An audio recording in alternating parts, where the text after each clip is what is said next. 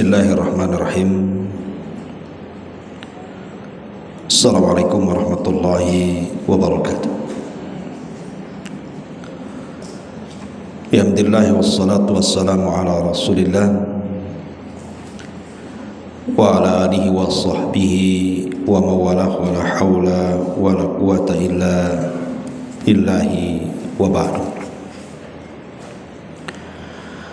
Alhamdulillah, segala puja dan puji hanya milik Allah subhanahu wa ta'ala.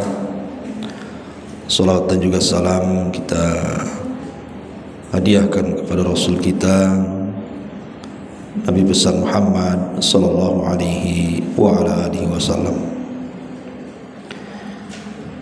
Kita lanjutkan kajian kita, masih membahas kitab Minhajul Muslim, dan kita masuk pada akhlak-akhlak yang mulia yang dianjurkan dalam agama.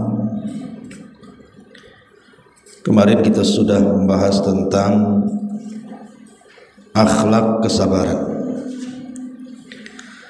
dan saya sudah jelaskan beberapa kisah tentang akhlak-akhlak kesabaran itu. Dan sedikit sebelum kita masuk pada akhlak tawakal, kita jelaskan sedikit tentang konsep sabar dulu dalam Islam, kan kemarin belum dijelaskan. Ma'asyiral muslimat yang dimuliakan Allah subhanahu wa ta'ala, sabar dalam Islam itu kata para ulama karra'si alal jasad, seperti kepala di dalam badan. Ibu bisa bayangkan kalau ada badan tanpa kepala, kira-kira bisa hidup tidak? Pasti akan mati. Karena badan tanpa kepala itu mustahil. Begitulah sabar dalam Islam. Kalau orang tidak punya kesabaran, maka dia akan sulit untuk melaksanakan syariat-syariat Islam. Bahkan mustahil. Tidak mungkin orang itu bisa melaksanakan Islam tanpa ada kesabaran. Karena sabar itu ibarat kepala dari badan kita. Karena asas dari seluruh amalan-amalan kita itu, baik salat kita, puasa kita, baca Quran kita, zikir kita, haji kita, umrah kita, sebutkan dari amalan kita, itu tidak mungkin kita laksanakan kalau kita tidak sabar. Karena sabar itu asas pondasi dari semua amal yang kita kerjakan. Dan para ulama ketika membagi tentang sabar itu, sabar itu ada 3 jenis. Pertama, sabar di atas ketaatan kepada Allah subhanahu wa ta'ala. Yang kedua, sabar ketika menjauhi kemaksiatan kepada Allah azza wa jalla. Dan yang ketiga, sabar saat menghadapi qada dan qadar Allah subhanahu wa ta'ala. Inilah tingkatan-tingkatan sabar. Dan tingkatan yang paling tinggi adalah sabar di atas ketaatan. Dan sabar di atas ketaatan itu tidak bisa dilakukan kecuali karena orang-orang itu mengikhlaskan ibadah kepada Allah. Kalau orang tidak ikhlas, tidak mungkin sabar. Hanya orang-orang ikhlaslah yang bisa sabar saat melaksanakan ketaatan kepada Allah azza wa jalla. Karena kalau kita mendorong kesabaran dengan keikhlasan itu, maka ibadah yang berat bagi dia itu akan terasa ringan. Bahkan lebih daripada itu akan terasa lezat. Karena dilakukan karena Allah subhanahu wa ta'ala dan penuh dengan kesabaran.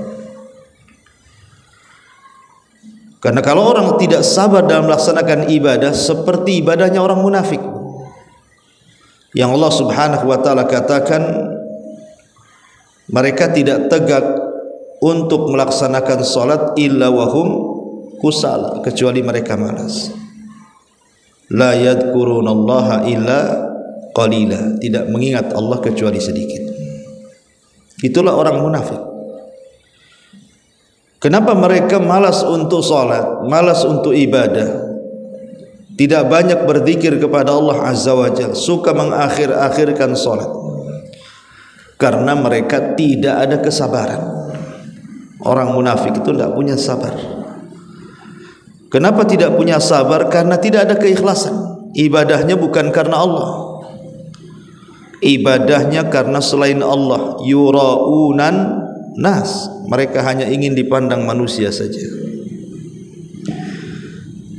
Makanya kalau orang bisa bersabar ketika beribadah kepada Allah Azza wa Jal, maka dia akan semangat, bahkan akan mendapatkan kelezatan. Karena tidak mungkin orang bersabar dalam ibadah kecuali karena dorongan ikhlas. Yang kedua, sabar ketika meninggalkan kemaksiatan kepada Allah. Kenapa Allah Subhanahu wa taala letakkan sabar saat meninggalkan maksiat itu masuk dalam tartib yang kedua? Karena orang yang meninggalkan maksiat itu belum tentu karena Allah, tapi kalau sabar dalam melaksanakan ketaatan sudah tentu karena Allah. Tapi kalau meninggalkan maksiat itu belum tentu karena Allah. Bisa saja dorongannya karena sesuatu hal yang lain. Seperti orang yang biasa mabok tidak mabok karena habis uangnya. Seperti orang yang suka berzina tidak berzina karena terkena penyakit AIDS kemudian dia berhenti. Seperti orang-orang yang berbuat jahat, dia tidak melakukannya karena sakit. Bahkan orang-orang kafir, ada yang tidak minum khamr. Ketika ditanya, kenapa anda tidak minum khamr? Mereka nggak jawab apa? Demi kesehatan. Jadi meninggalkan maksiat itu belum tentu karena Allah. Orang kafir pun bisa kan begitu. Tapi kalau dia sabar meninggalkan kemaksiatan karena Allah, berpahala dia. Makanya kemudian diletakkan di peringkat yang kedua. Sabar saat meninggalkan maksiat, saat orang menggibah ibu tidak gibah, saat orang mencaci ibu menahan tidak ikut mencaci, saat orang menyakiti ibu tahan untuk tidak ikut-ikut menyakiti, saat ibu melihat orang lain mabok ibu tidak mabok, saat melihat orang lain judi ibu tidak mau judi, dan begitu seterusnya. Menahan hawa nafsu untuk tidak melakukan kemaksiatan, itulah yang disebut dengan sabar, tidak mau melakukan kemaksiatan kepada Allah Azza wa Jalla. Ini yang kedua. Yang ketiga, sabar menghadapi qada dan qadar. Sabar menghadapi qada dan qadar Allah Subhanahu wa taala. Seperti di zaman Nabi sallallahu alaihi wasallam, ada seorang wanita yang menangis gara-gara meninggal salah satu putranya, dan itu putra satu-satunya. Kemudian dia pun tidak mau meninggalkan kuburnya dan menangis menghadap kuburnya. Lah kebetulan Nabi SAW lewat di situ.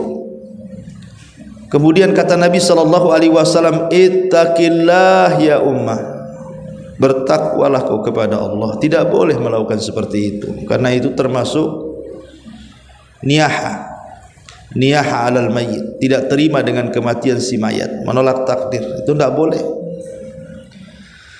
Maka tiba-tiba kemudian ibu ini tidak tahu kalau yang menegur itu Nabi, sehingga dia menjawab dengan jawaban asal-asalan, tidak menghargai Nabi dan mengatakan, iya kau bisa mengatakan seperti itu, karena musibah itu tidak pernah mengalami oleh dirimu, aku yang mengalaminya. Wanita ini tidak sadar ngomong sama siapa dia, kok bisa dia mengatakan seperti itu. Ya, kau bisa ngomong begitu karena musibah ini tidak menimpamu, musibah ini menimpaku. Kenapa wanita ini tidak sadar ngomong begitu? Nabi loh lebih hebat musibahnya dibandingkan wanita itu. Kalau wanita ini kehilangan anak, Nabi semua kehilangan anak. Anak laki-lakinya meninggal sejak kecil, Ibrahim, Qasim, Abdullah, itu semua meninggal di waktu bayi. Belum lagi anak wanitanya Zainab meninggal, Rasul masih hidup. Ummu Kulsum meninggal, Rasul masih hidup. Ruqayyah meninggal, Rasul masih hidup. Kurang apa lagi musibah Nabi SAW? Kok wanita ini berani mengatakan seperti itu? Akhirnya Nabi SAW pergilah, karena sudah tidak bisa dinasihati, Rasul pergi. Abu Bakar Siddiq radhiyallahu anhu ketika itu datang dan memberitahu wanita itu, tahukah engkau yang tadi bicara? Kata wanita itu, aku sudah tahu, itu yang ngomong Nabi loh. Akhirnya wanita ini terperanjat, kaget, malu, takut.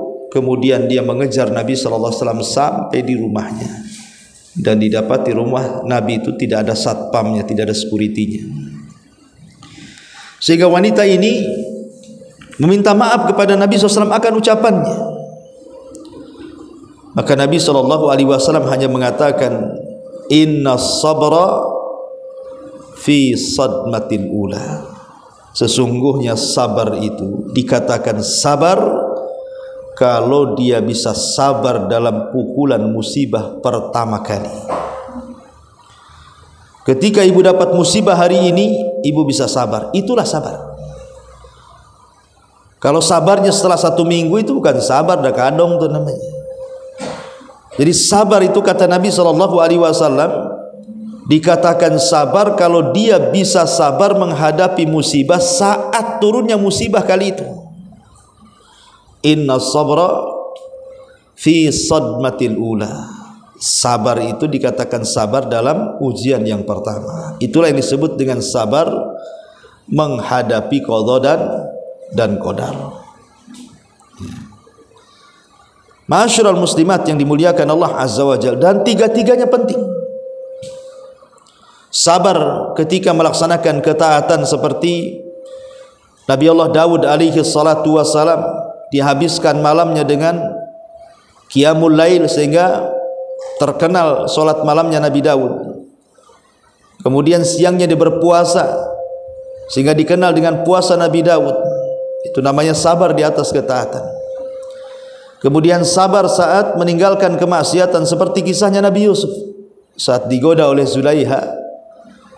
Maka Yusuf alaihi salatu wassalam mengingatkan, ma'adallah, aku berlindung kepada Allah subhanahu wa ta'ala, dan mengingatkan kebaikan Zulaiha. Tapi Zulaiha sudah tertutup hatinya dan terus menggoda Nabi Yusuf, sampai Yusuf akhirnya lari ke pintu dan tersobek bagian belakangnya. Tiba-tiba pintu itu terbuka, rupanya suaminya yang datang. Ya, Nabi Yusuf mengajarkan kepada kita sabar ketika meninggalkan kemaksiatan, menahan hawa nafsu.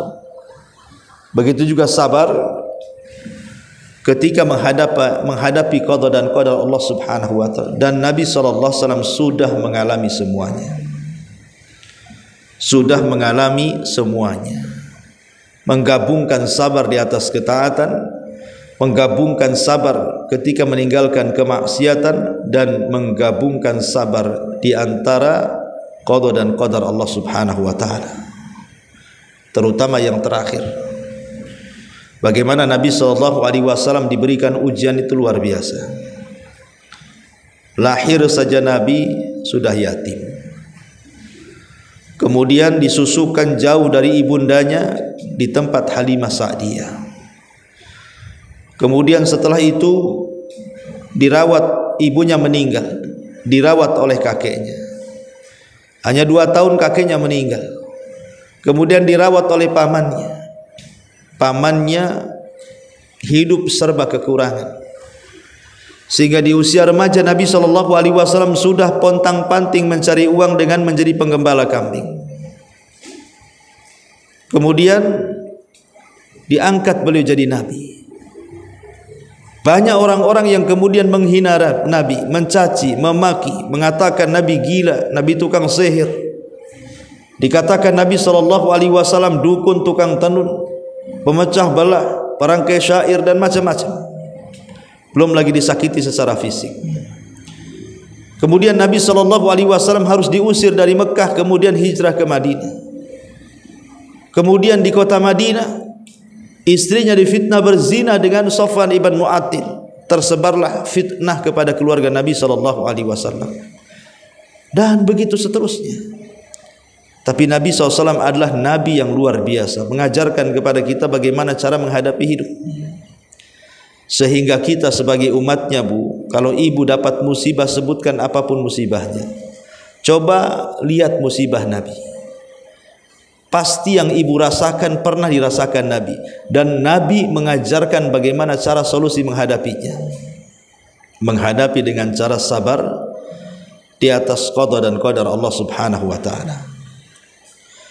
Dan sabar juga, selain daripada ada 3 jenis ini, ada 3 jenis yang lainnya yang disebut dengan sabar lillahi, sabar billahi, dan sabar ma'allahi. Ada sabar billah, ada sabar lillah, ada sabar ma'allah. Dan ini berlaku di 3 sabar tadi. Ketika kita sabar di atas ketaatan, maka sabarlah lillah wa billah wa ma'allah. Ketika kita sabar meninggalkan kemaksiatan kepada Allah, maka sabarlah lillah karena Allah, billah dan juga ma'allah. Ketika kita sabar menghadapi qada dan qadar, berarti kita juga harus sabar lillahi wa billahi wa ma'allah. Berarti semua ada 9 macam kan. Kita kupas sedikit. Sabar lillah saat melaksanakan ketaatan kepada Allah, artinya sabar yang ibu lakukan itu lillah karena Allah, bukan karena tekanan suami. Kata suami, kau sholat, kalau tidak saya ceraikan kamu. Bukan itu. Betul-betul melaksanakan ketaatannya lillah karena Allah. Karena sesuatu yang dikerjakan karena Allah itu, maka akan ringan bagi dia. Kemudian yang kedua, saat bersabar menghadapi ketaatan kepada Allah itu harus billahi. Apa billah? Ba di sini maksudnya ba al-isti'anah. Kita meminta pertolongan kepada Allah Azza wa Jalla supaya kita bisa sabar. Sebab pertolongan Allah itu penting. Ibu tidak mungkin sabar mendengarkan kajian saya di sini kecuali ibu dapat pertolongan Allah, sehingga ibu bisa melangkahkan kaki dari rumah ke masjid ini. Kalau tidak ada pertolongan Allah, Bu, ngapain datang ke Masjid Sholahuddin? Karena Bu Mero ada YouTube-nya, bagus, live aja tengok di YouTube kan begitu. Itu tak sabar tuh. Ya, dia tidak tahu bahwa hadir dengan tidak hadir itu beda. Kalau hadir itu memang duduk di majelis taklim, didoakan para malaikat, dihapuskan dosa-dosanya, banyak keistimewaannya, diturunkan rahmat, berkah, ketenangan, macam-macam kan keutamaan orang bermajelis taklim itu. Ya, jadi sabar billah itu artinya sabar dengan terus meminta pertolongan kepada Allah, jangan sampai futur. Kemudian kalau orang sabarnya sudah karena Allah, kalau orang sabarnya sudah minta pertolongan Allah, maka akan berakhir apa? As-sabru ma'allah. Berarti dia akan terus bersama Allah Subhanahu wa ta'ala. Maka kalau Allah sudah bersama kita, tidak ada yang perlu ditakuti, Bu. Kalau Allah sudah bersama kita, tidak ada yang perlu dikhawatirkan. Begitu juga sabar ketika ibu menjauhi kemaksiatan. Ibu ada niat nih datang ke kawannya mau gibah ria, ya. Mau sama-sama gibah nih sudah direncanakan. Sadar ibu, malas saya ke rumah si Anu. Kenapa? Pasti gibah di sana. Tapi suntuk juga di rumah. Mulai setan datang. Pergilah sana, ngapain bengang bohong di rumah katanya. Tapi akal ibu mengatakan, alah nanti sampai di sana gibah lagi. Nah, di sini terjadi perang setan dengan malaikat di sini. Kemudian ibu pikir, sudah tidak mau pergi. Kalau acara gibah saya nggak mau pergi. Maka ibu kemudian tidak perginya lillah karena Allah. Tahu bahwa itu acara gibah, nggak akan pergi saya. Lillah karena Allah. Kemudian yang kedua, billah, dengan meminta pertolongan kepada Allah. Ya Allah, lindungi aku dari orang-orang yang suka gibah itu ya Allah. Maka kalau ibu sudah niatnya karena Allah, meminta pertolongan kepada Allah, maka ibu akan dilindungi Allah. As-sabru ma'allah. Begitu juga sabar ketika menghadapi qada dan qadar.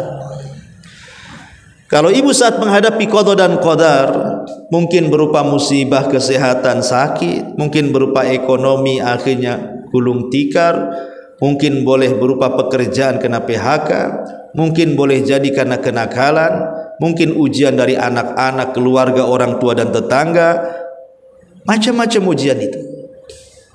Kalau ibu ketika menghadapi ujian-ujian ini yang merupakan takdir Allah Azza wa Jalla, hadapi dengan lillah karena Allah. Saya akan menghadapi semuanya karena Allah, saya ikhlaslah. Mungkin sakit ini sudah dicatat 500 tahun sebelum Allah menciptakan langit dan bumi, enggak apa-apa. Allah yang berkehendak saya harus sakit. Lillah karena Allah. Kemudian billah, meminta pertolongan. Ya Allah, kalau memang sakit ini bisa disembuhkan dan kesembuhan baik bagiku, tolonglah sembuhkan. Tapi kalau seandainya sakit ini memang harus lebih baik, ya sudahlah, aku hanya pasrahkan kepadamu. Meminta pertolongan kepada Allah Azza wa Jalla. Jangan sampai sakitnya kemudian menjadikan dia kufur. Jangan sampai sakitnya menjadikan dia futur. Jangan sampai sakitnya menjadikan dia kemudian putus asa. Minta pertolongan kepada Allah. Dan kalau sudah berhasil karena ikhlas karena Allah, meminta pertolongan kepada Allah, maka ibu saat ditimpa musibah akan ditemani Allah Subhanahu wa taala. As-sabru ma'allah. Dan kalau Allah bersama kita, semua akan menyelesaikannya. Sekecil apapun masalah kita, sebesar apapun masalah kita, kalau Allah bersama kita, Bu, tenang. Pasti ada jalan keluarnya. Lah itu disebut dengan konsep kesabaran. Ya, konsep kesabaran. Walaupun para ulama kalau bicara tentang kesabaran itu lebih ke sabar menghadapi qada dan qadar. Karena ketika orang menghadapi qada dan qadar itu manusia kan terbelah-belah tuh. Ada orang yang bisa menghadapinya, ada orang yang tidak bisa menghadapinya. Ada orang yang bisa ikhlas, bisa redha, bisa bersyukur. Tapi ada juga yang tidak ikhlas, tidak redha, tidak syukur, yang ada tasakhut. Disalahkan penyakit, disalahkan pekerjaan, disalahkan orang, bahkan Allah disalahkan dia. Itu orang kalau tidak ikhlas tuh. Tapi intinya bahwa seorang muslim itu sebagaimana di sini, ajaban li amril mu'min. Inna amrahu kullahu khairun.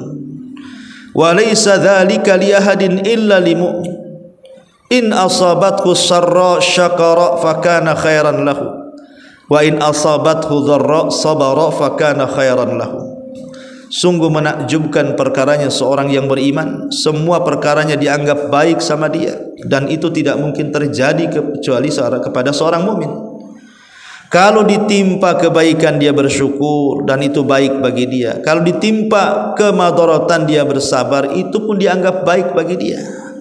Karena yakin seorang mukmin itu ma yazalul bala bil mu'min min nafsihi wa waladihi wa malihi hatta yalqallah wa ma alaihi khati'ah.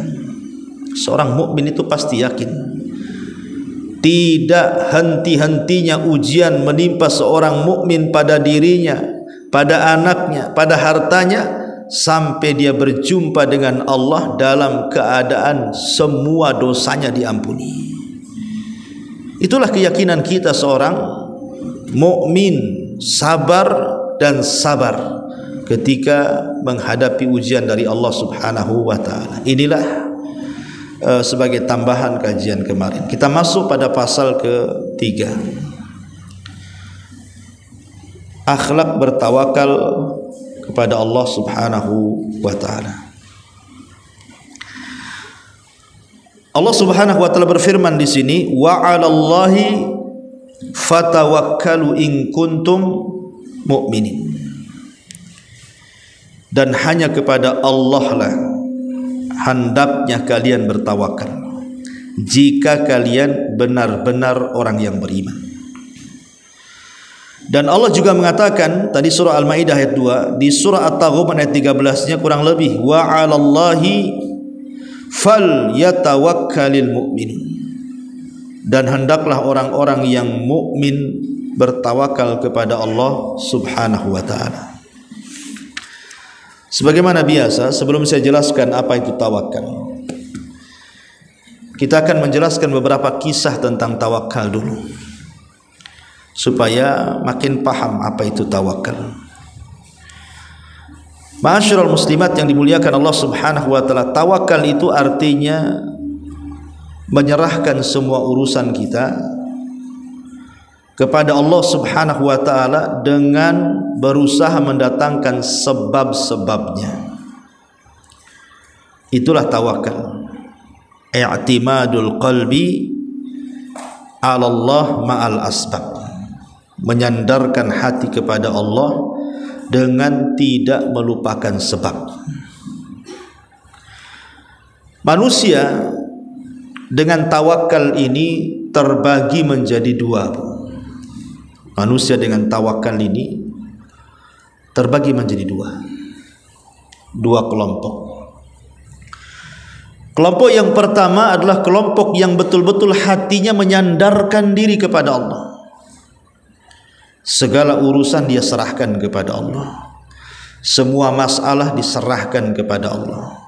Semua problem pokoknya diserahkan semua kepada Allah. Tapi ada kelompok-kelompok yang lain, kalau ada masalah, kalau ada problem, kalau ada urusan, hatinya tidak menyerahkan kepada Allah Subhanahu wa taala. Tentu hasilnya akan beda. Hati yang menyerahkan semua urusan kepada Allah dengan hati yang tidak menyerahkan urusan kepada Allah, bahkan disandarkan pula kepada selain Allah. Ma'asyiral muslimat yang dimuliakan Allah Azza wa Jalla, di zaman Nabi sallallahu alaihi wasallam, ketika Nabi sallallahu alaihi wasallam baru saja mengalami kekalahan di perang Uhud.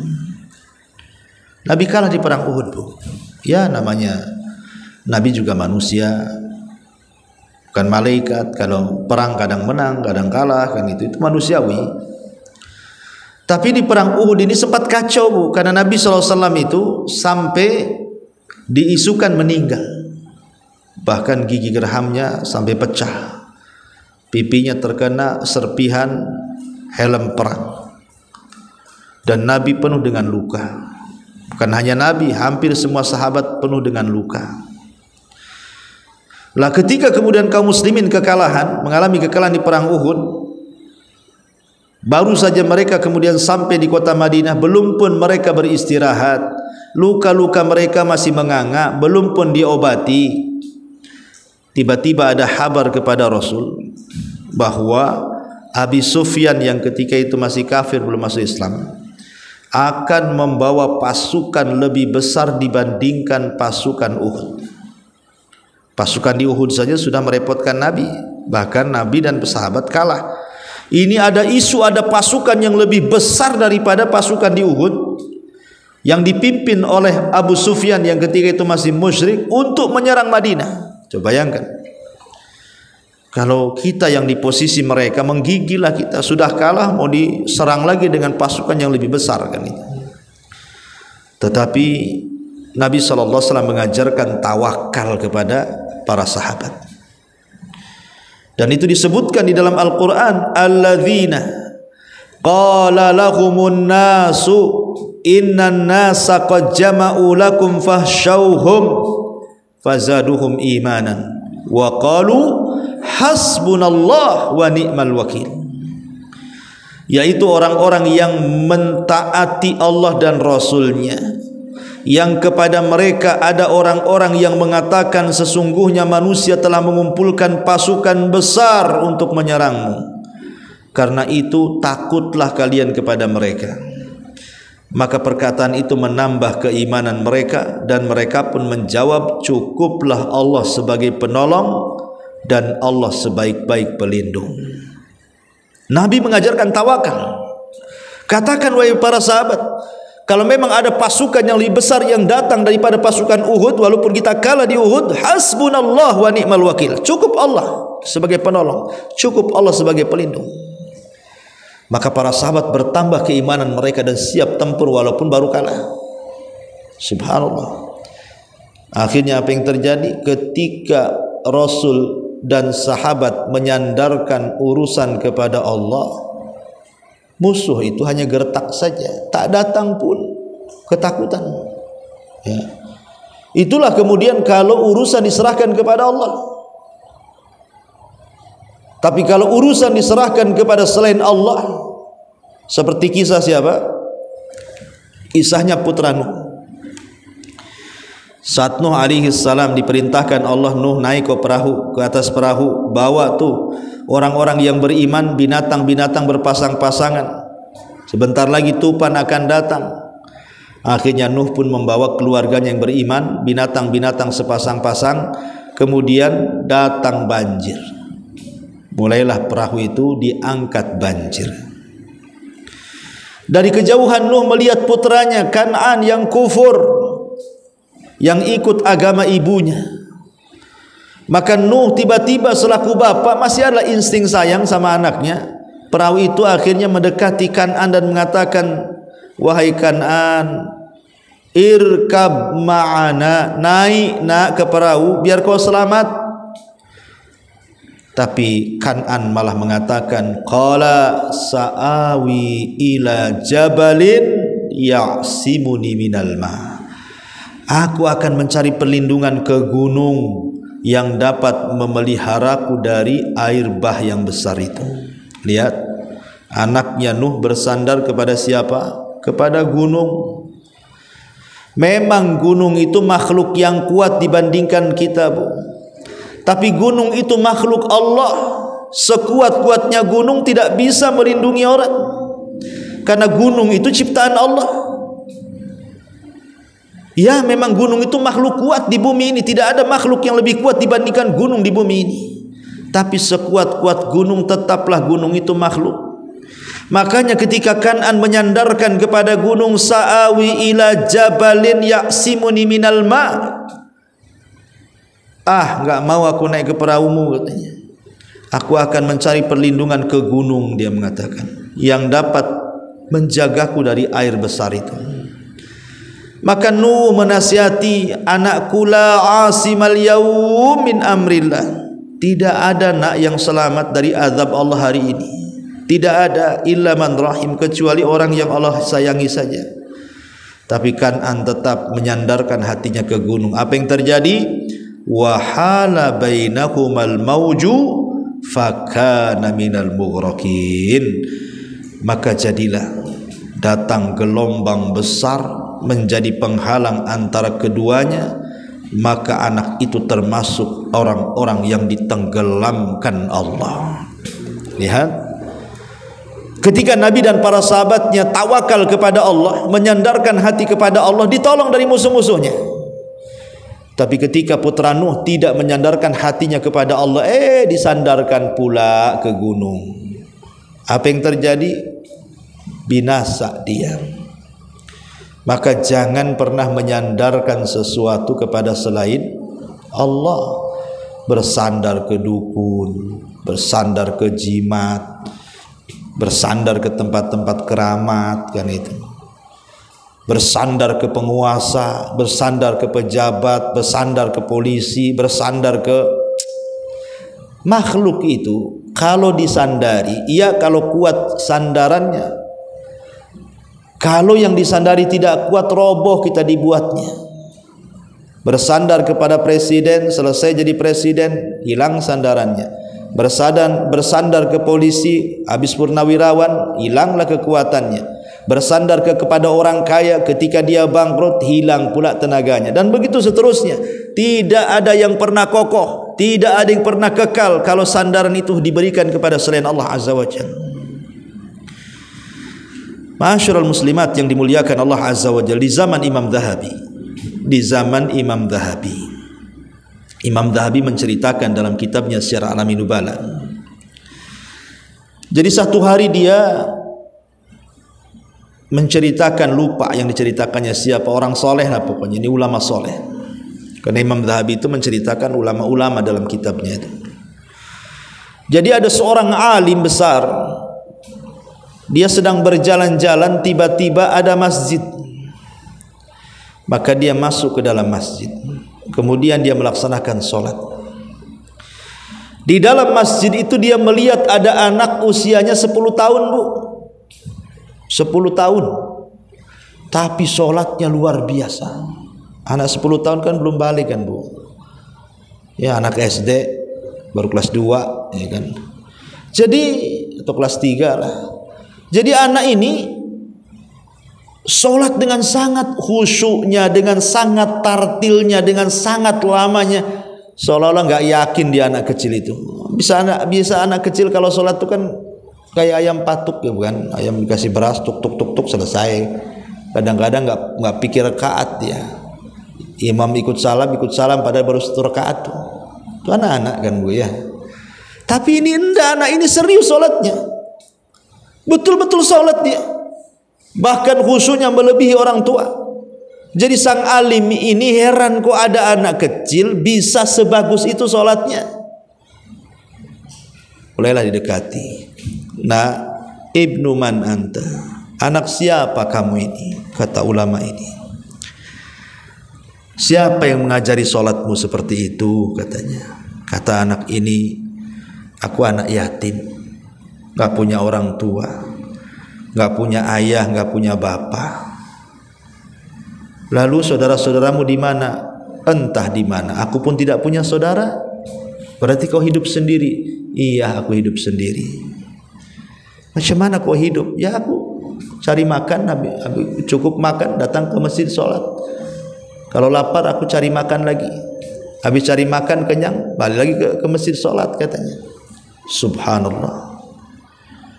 Akhirnya kemudian sang ulama ini mengatakan, nah, maukah engkau menjadi anakku? Aku akan angkat kau jadi anakku. Mau enggak? Kata anak itu, mau. Aku siap jadi anak angkatmu, tapi kalau engkau bisa memenuhi 5 syarat, katanya. Kasih syarat pula lah anak nih, ya. Kalau engkau kasih 5 syarat, aku mau jadi anak angkatku. Kata sang alim ini, apa nak syaratnya? Maka anak ini mengatakan, wahai Tuhan, apakah jika aku lapar kau akan kasih makan? Kata bapak ini, ya jelas, tak mungkin aku biarkan kau kelaparan. Kemudian anak ini mengatakan, apakah kalau aku haus kau akan memberikan minum? Maka kata sang ulama ini, tentu nah, pasti aku akan beri minum. Yang ketiga, apakah kalau aku telanjang kau akan kasih pakaian? Kata ulama ini, barang tentu jelas, tidak mungkinlah anak angkatku telanjang. Pasti aku akan berikan pakaian yang banyak, yang bagus, yang indah. Kemudian yang keempat, apakah jika aku sakit, engkau akan mengobati penyakitku, menyembuhkan penyakitku? Oh, kalau itu tidak mungkin. Yang menyembuhkan Allah. Tapi aku akan upayakan supaya engkau sembuh dengan dibawa ke tabib, ke dokter, obat-obatan. Oke, yang terakhir, jika aku mati, apakah engkau bisa menghidupkan aku? Maka kata ulama ini, mustahil. Nah, kalau kau mati tidak ada yang bisa menghidupkan kamu kecuali Allah. Maka anak ini mengatakan, kalau gitu tak jadi aku jadi anak angkatmu, katanya. Kenapa? Satu syarat terakhir kau tak bisa melakukan, katanya. Kemudian dia membaca ayat, alladzi khalaqani fahuwa yahdin walladzi huwa yut'imuni wa yaskin wa idza maridtu fahuwa yashfin walladzi yumituni thumma yuhyin. Dialah Allah yang menciptakan aku dan yang memberikan petunjuk kepadaku, dan dialah yang memberikan makan dan memberikan minum kepadaku, dan apabila aku sakit dia yang mengobatiku, dan dialah yang kelak akan mematikan dan menghidupkan aku, katanya. Anak ini baca ayat ini pula, aku tidak perlu kamu, katanya, karena Allah yang akan memberi makan, memberi minum, mengobati dan menghidupkan setelah kematian. Pergi kau, katanya. Ya, lihat ulama ini geleng-geleng, Bu. Kok ada anak setawakal itu? Kalau ada anak sekarang, senanglah, apalagi bapak angkatnya kaya, kan gitu. Ya, tidak ada tawar-tawaran kasih syarat-syarat kapan mau dibelikan mobil tuh. Nah sekarang kan itu, kapan membelikan pakaian, ayo kita makan di restoran. Lihat bagaimana anak ini tawakalnya luar biasa. Kenapa anak ini tawakalnya luar biasa? Ya tadi, karena hatinya hanya menyandarkan kepada Allah Azza wa Jalla. Ma'asyiral muslimat yang dimuliakan Allah Subhanahu wa taala, saat Nabi sallallahu alaihi wasallam wafat, saat wafat Nabi sallallahu alaihi wasallam, manusia terpecah menjadi dua. Ada di antara mereka yang hampir-hampir putus asa dan mengatakan Muhammad itu sama dengan nabi-nabi yang lain, bisa mati, katanya. Yang lain mengatakan tidak, dia tidak mati, dia sedang pergi saja, nanti akan kembali. Pokoknya macam-macam, ya. Tapi Abu Bakar Siddiq radhiyallahu anhu datang mengajarkan tawakal yang kuat kepada para sahabat. Kemudian mengatakan, man kana minkum ya'budu Muhammadan fa inna Muhammadan qad mat wa man kana ya'budullaha fa innallaha hayyun la yamut. Kata Abu Bakar, hei manusia, kalau Muhammad yang kalian sembah, Muhammad sudah mati, Muhammad sudah meninggal. Tapi kalau yang kalian sembah itu Allah, Allah zat yang hidup, Allah zat yang tidak akan pernah mati. Jangan lagi bersedih, Muhammad betul-betul mati, karena tujuan kita bukan menyembah dia, yang kalau dia mati selesai Islam kita. Tapi tujuan kita hidup menyembah Allah. Kalau Allah yang kita sembah, dialah zat yang hidup dan tidak akan pernah mati. Sandarkan hati kalian kepada Allah. Subhanallah, Abu Bakar mengajarkan tawakal di sini. Ya. Makanya selepas itu sahabat pun akhirnya sadar, ya, apa dan bagaimana yang harus mereka lakukan setelah dapat pencerahan Abu Bakar Siddiq radhiyallahu anhu.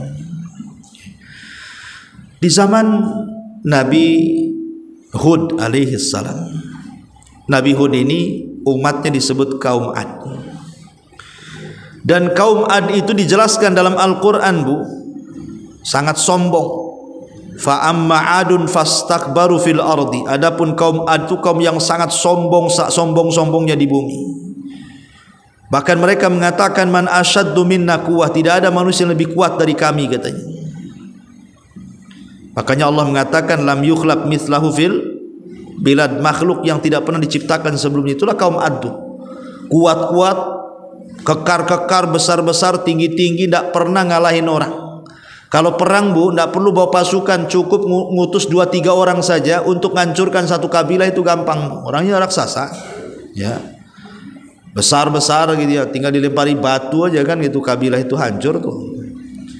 Tetapi kaum Ad ini tidak pernah menyandarkan hati mereka kepada Allah. Mereka hanya menyandarkan kepada kekuatan fisik mereka. Tapi lihat Nabi Hud alaihi salatu wassalam, perawakannya tidak sebesar mereka, walaupun Hud bagian daripada mereka. Tapi dia kecil, dia lemah.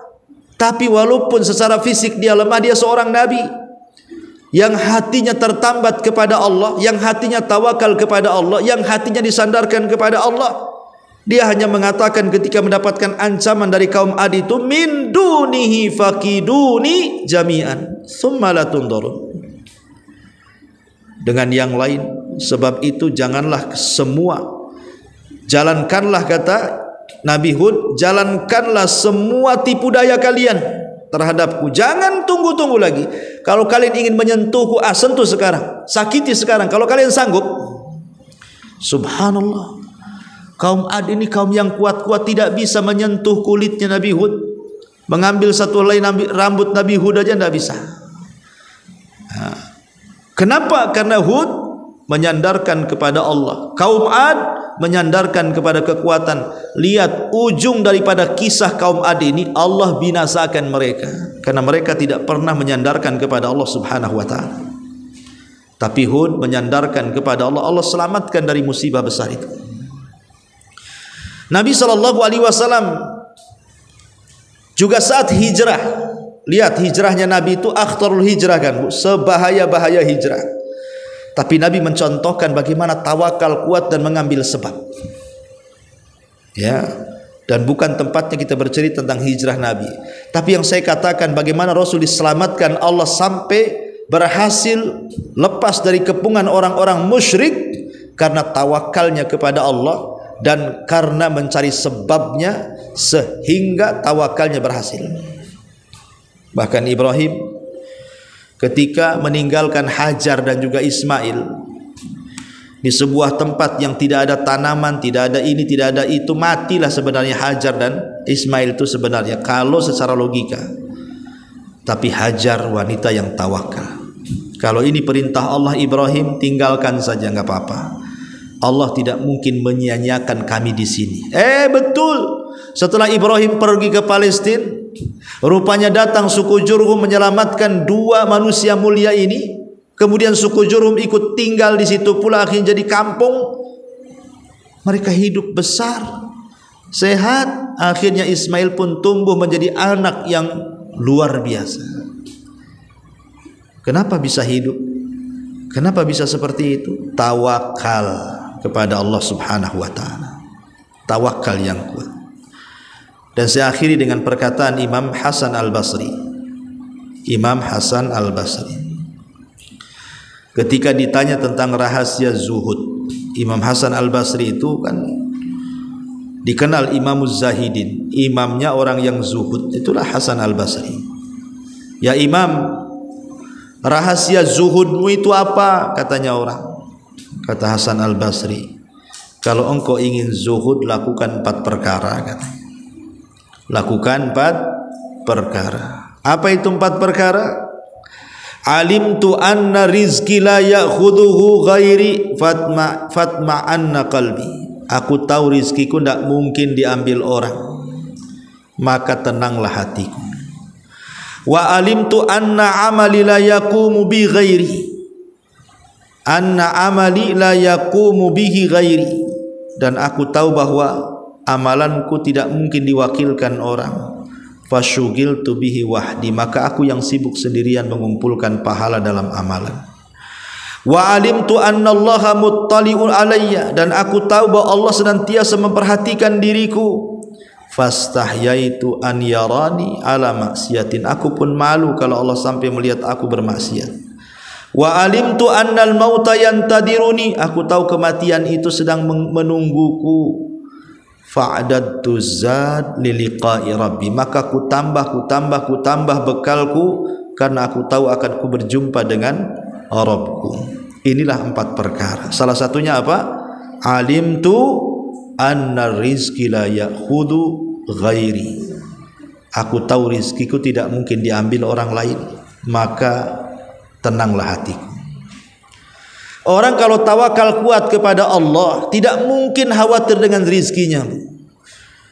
Orang yang tidak tawakal itulah takut kalau seandainya rizkinya diambil orang, sehingga akhirnya saingan sikat sikut kiri kanan, ya, dalam dunia tender itu, karena dia nggak yakin itu, dia harus nyogok sana nyogok sini supaya dapat menang tender, walaupun melakukan hal-hal yang diharamkan, walaupun harus mendolimi orang. Dia nggak yakin bahwa rizki itu sudah di tangan Allah. Kewajiban kita hanya tawakal dan berusaha dengan cara yang baik, ya. Karena kalau orang tidak tawakal begitu, akan berbuat jahat, akan mencuri, akan merampok, akan berbuat jahat. Kalau orang tidak tawakal kan, karena tidak yakin dengan takdir. Ya, wallahu alam. Ya, nanti kita lanjutkan dalil-dalilnya minggu depan karena waktu juga. Taib, sebelum saya tutup, silakan kalau ada yang bertanya.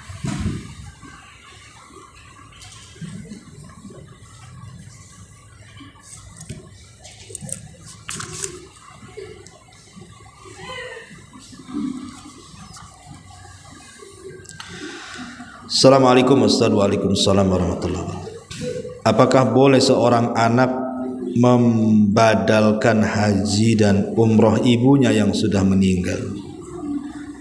Apa syaratnya dan apakah boleh dilakukan di dalam satu waktu safar yang sama?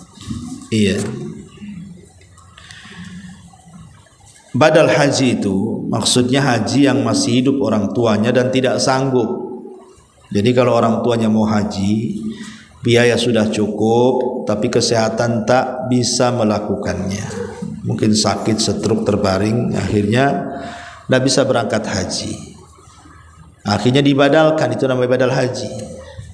Dan orang yang membadalkan haji harus haji. Harus haji dulu, baru haji menghajikan orang. Sebagaimana hadis Subrumah. Subrumah ini sedang tawaf. Kemudian ada seseorang yang tawaf kemudian mengatakan labbaik Allahumma labbaik labbaik an Subrumah. Kemudian Rasul, kalau nggak salah Rasul mengatakan siapa Subrumah itu, dia mengatakan akhun li, dia saudaraku. Maka Rasul mengatakan hujja an nafsika summa hujja an Subrumah. Haji dulu kamu baru hajikan si Subrumah itu. Jadi syaratnya membadalkan haji harus haji orang yang menghajikan. Kalau dia belum haji tidak bisa membadalkan. Adapun kemudian yang sudah meninggal, lihat apakah dia ketika sebelum meninggalnya dia berwasiat atau bernazar. Ya, kalau dia berwasiat atau bernazar maka anaknya yang melaksanakannya atau wali-walinya yang melaksanakannya. Wallahu a'lam.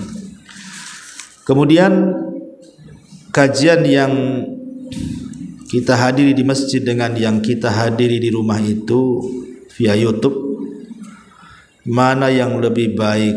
Ya dihadiri di masjid lah. Masjid ini rumah Allah, ya kan? Kita ini berada di rumah Allah. Duduk di masjid saja sudah berpahala karena kita duduk di rumah Allah.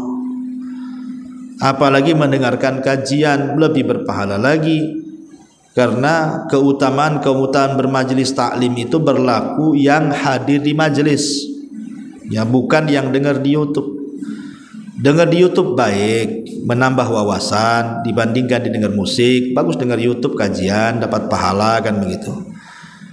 Karena sekarang ini orang kadang-kadang diberikan pilihan yang terbaik oleh Allah. Seperti sekarang dunia dakwah sudah dimudahkan dengan cara live di media sehingga tak perlu datang pun bisa hadir, ya. Atau yang jauh-jauh yang mungkin di luar Batam bisa mendengarkan kajian ustaz dari Batam pun bisa mereka. Alhamdulillah. Kalau orang yang di luar Batam niatnya ingin datang ke Batam, ingin ini, karena kan nggak mungkin. Tapi niatnya sudah dicatat. Tapi bagaimanapun orang yang hadir di majelis taklim itu tentu akan lebih beradab ketika mencari ilmu dibandingkan ngaji di rumah di depan YouTube.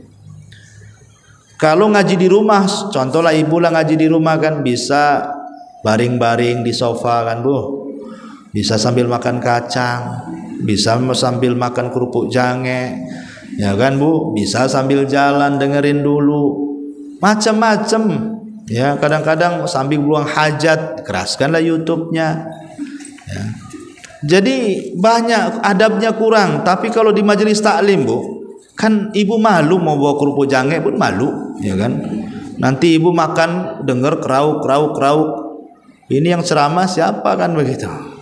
Nah, jadi adabnya itu ada kalau hadir di majelis taklim itu, dan adab itulah yang memuliakan ilmu.